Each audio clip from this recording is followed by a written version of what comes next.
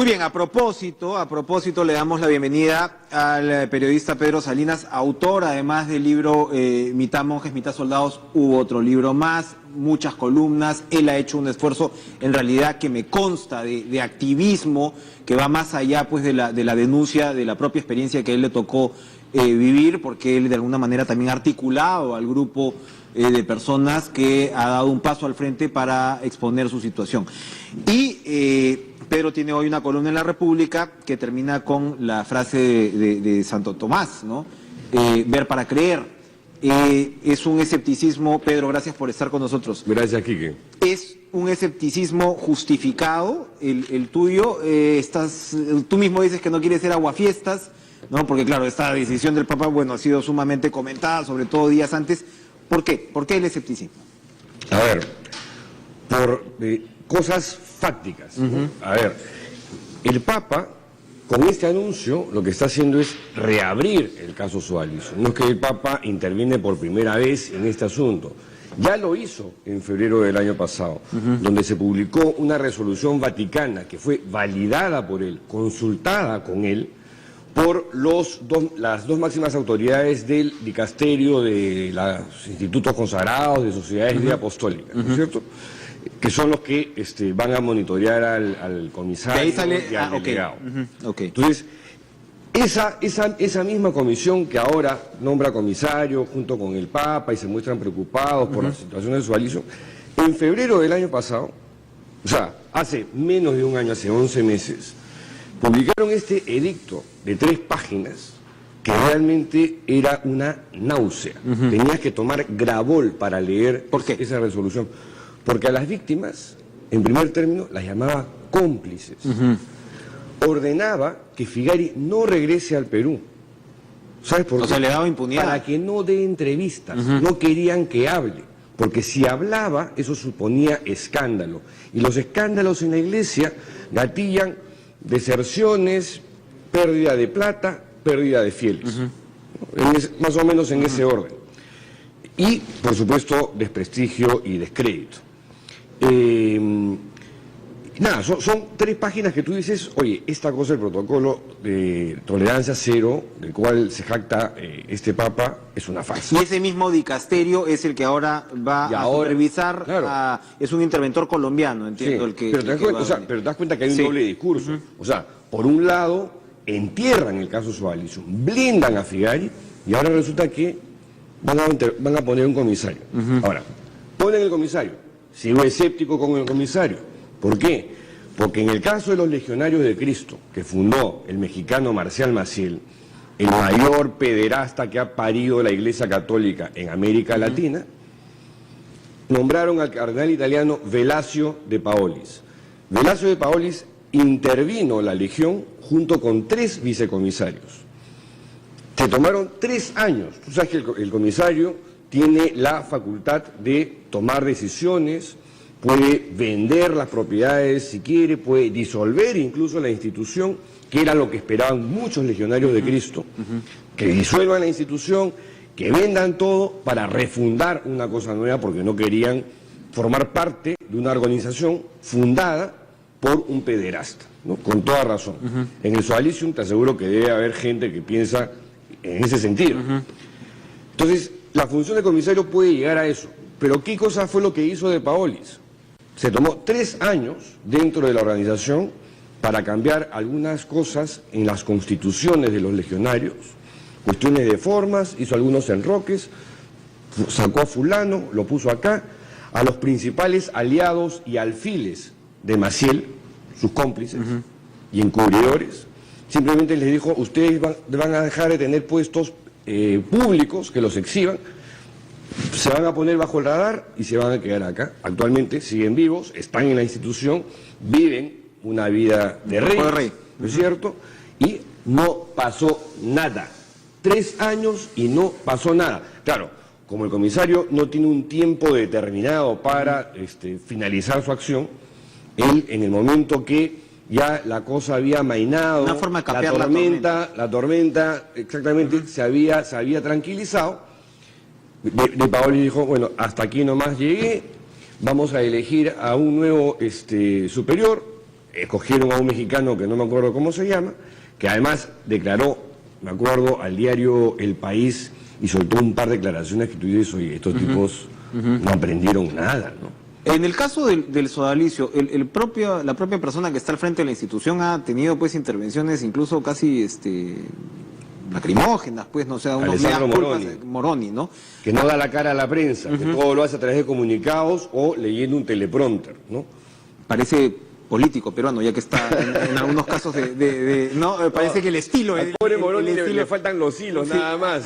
Pero entonces no ves un propósito de enmienda claro dentro del sodalicio. Toda esta estrategia de Moroni sería pues efectivamente una cuestión de relaciones públicas. ¿Tú crees que en el caso de Marcial Maciel o en el caso de Luis Fernando Figari, ellos actuaron solos y nada más que solos y nadie se dio cuenta y no tuvieron cómplices, no tuvieron compinches y no los encubrieron? O sea, ¿Moroni es parte de esa estructura? Es más joven. Moroni ha entrado, digamos, en cargos jerárquicos, obviamente después hay otros que están por encima de él, ¿no? Pero cuando asumió el cargo de superior general, yo pensé que Moroni podía hacer la diferencia, ¿no? Pero no lo hizo, pues. Y esto son por presiones, hay gente muy poderosa dentro del sodalicio. Adentro del sodalicio hay una persona de sotana que se llama Jaime Bertel, que actualmente está en Colombia, que es un empresario con clergyman, ¿no es cierto?, que es el hombre que maneja la plata, que es el sodalite más importante de la institución después de Figari, el principal encubridor y cómplice de las cosas que han ocurrido, de la creación de esta cultura de abuso de poder en el sodalicio, y no lo tocaron. Es más... Es la eminencia gris, Bertel, o no tan gris ni siquiera. Ni siquiera tan gris, ¿eh? O sea, maneja un poder abierto. Sí, o sea, digamos, y crea las empresas, la Universidad Gabriela Mistral en Chile, colegios, los colegios San Pedro y Villa Cáritas, todos son obras de los cementerios Parque del Recuerdo, todos son obras de él. Todos los negocios del sodalicio siguen operando de manera normal. Todos los negocios del sodalicio han pasado por las manos de Jaime Bertel.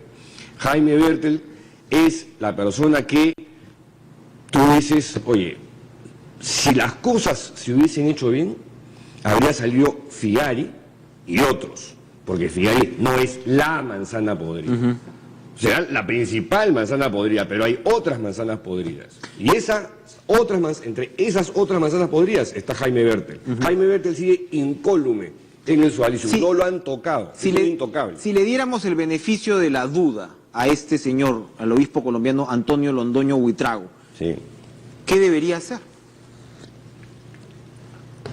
¿Hasta dónde debería llegar?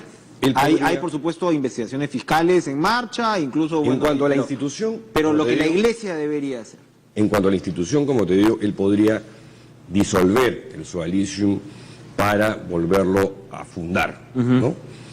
Yo lo digo básicamente porque en la Iglesia tienen este asunto de que a Figari, el Papa no lo expulsó de la institución en febrero del año pasado, ¿no? Porque era el fundador del movimiento, y el fundador imprime el carisma, que dentro de la Iglesia ese concepto es muy importante, ¿no? San Francisco de Asís tenía el carisma que consistía en ayudar a los pobres, el desapego material y qué sé yo, ¿no es cierto? San Ignacio de Loyola tenía su propio carisma.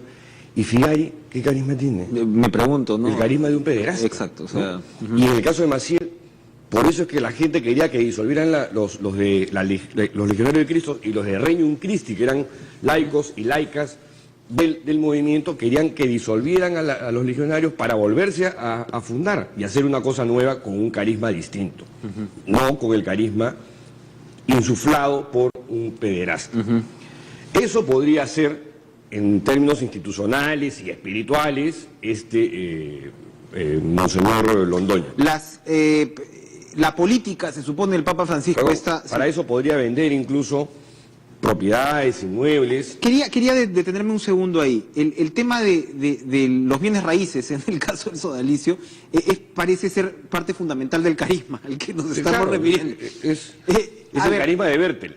Resúmenos apretadamente de qué dimensión de negocio estamos hablando. Porque finalmente todo esto, muchas veces este tipo de protección, de encubrimiento, se explica Bueno, porque hay un poder detrás económico muy grande y esto se entrelaza con lo que puede ser la fe malentendida.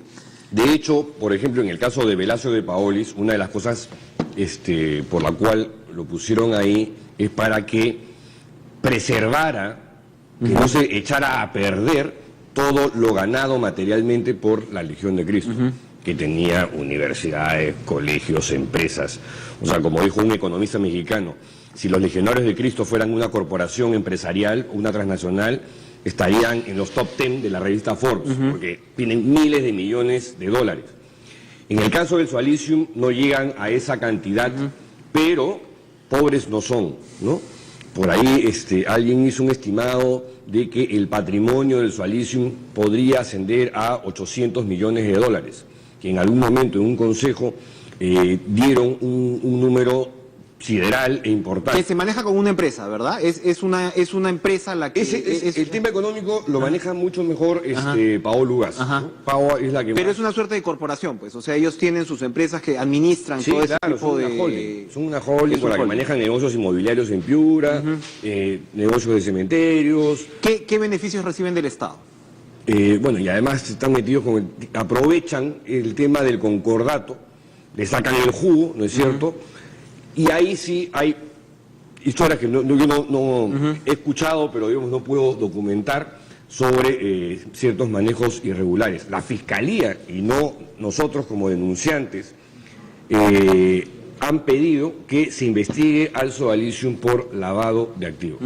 Si tienes que resumir las acusaciones que se hacen, porque hay tanto del tema, se ha hablado por un lado de abuso sexual y de otro lado muchísimo que uno cuando se acerca al tema y conversas pues precisamente con los afectados, ves en realidad el efecto psicológico realmente dramático que no siempre, corrígeme si no siempre implica el tema del abuso sexual ahí.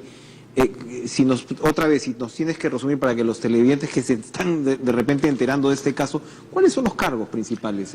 A ver, hay casos de abusos sexuales, que son los casos extremos y los que han suscitado el escándalo. Que comprometen directamente a Figari.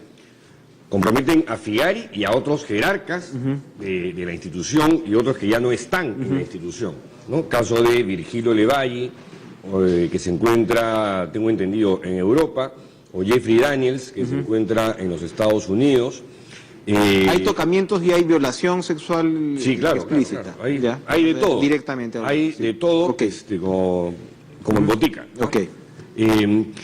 Pero el tema esencial, el tema de fondo del Sualicium es un tema estructural, que es una organización donde se instauró una cultura de abuso de poder, con un régimen vertical y totalitario que se prestaba para los maltratos físicos, maltratos psicológicos, y como determinó en la primera comisión en la que participó la doctora Rosario Fernández, y eso lo descubrieron ellos y no nosotros, habían casos hasta de esclavismo, de servidumbre moderna. Figari tenía esclavos a su disposición 24 horas, ¿no? No esclavos sexuales, sino esclavos que, oye, se me ha antojado un turrón de chocolate, ¿no? 3 de la mañana y necesito que te vayas a Farmax, y si Farmax está cerrado, bueno, te vas hasta la Plaza San Martín. Un abuso... No sé cómo haces, pero tú me traes mi turrón de chocolate. Un abuso patológico del poder, así... no, sí, claro. Figari es un tipo megalómano, no es un loco, ¿no? Sabe perfectamente lo que hace. Es una suerte de sociópata, psicópata, pero que sabe distinguir entre el bien y el mal, ¿no? Perfectamente. Entonces es consciente de ello. El sodalicio es una suerte, creo que es una congregación, es una orden, es una sociedad de vida apostólica, por eso es parte del problema, o sea, que la Iglesia permita la constitución de este tipo de islas, que van incluso en contraposición con lo que... Bueno, el gran responsable de este tipo de movimientos es Juan Pablo II, ¿no? Juan Pablo II hizo que proliferaran este tipo de organizaciones de características muy similares a las del Opus Dei, a la cual hizo prelatura personal, Comunione e Liberazione de Italia, Sodalicio y Pro Ecclesia Santa o Avanzada Católica en el caso peruano. Acá hay dos. Los focolares, los Kikos, al cual pertenece el arzobispo de Arequipa, Javier del Río, le dicen los Kikos porque Kiko Argüello es uno de los fundadores de esta organización, todas de carácter ultraconservador, verticales, de una obediencia servil al Papa, y claro, cada una con sus características particulares. Los legionarios de Cristo entraban en ese asunto, pero el Sodalicium era una suerte de cóctel de religión con política, fascismo y la guerra de las galaxias, ¿no? Porque había una mística, sí, había una mística, una suerte de la fuerza va a estar contigo, o sea, tú eres el chosen one, tú eres el elegido.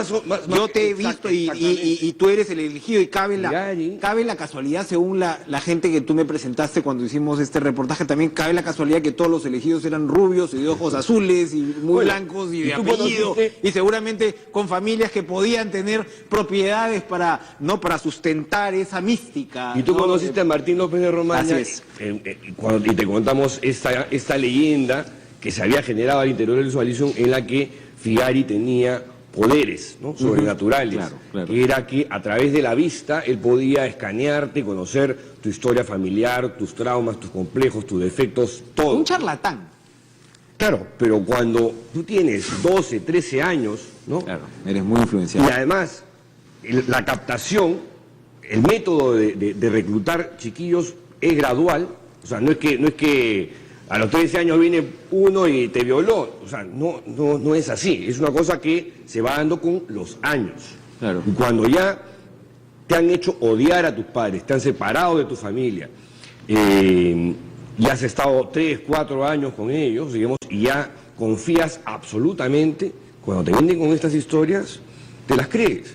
¿Por qué? Porque el tema de la obediencia te lo instalan como un chip en la cabeza y termina siendo parte de tu ADN. Entonces, la obediencia es la columna vertebral de la espiritualidad sodálite, el que obedece nunca se equivoca, la voz del superior es la voz de Dios y cosas por el estilo, ¿no?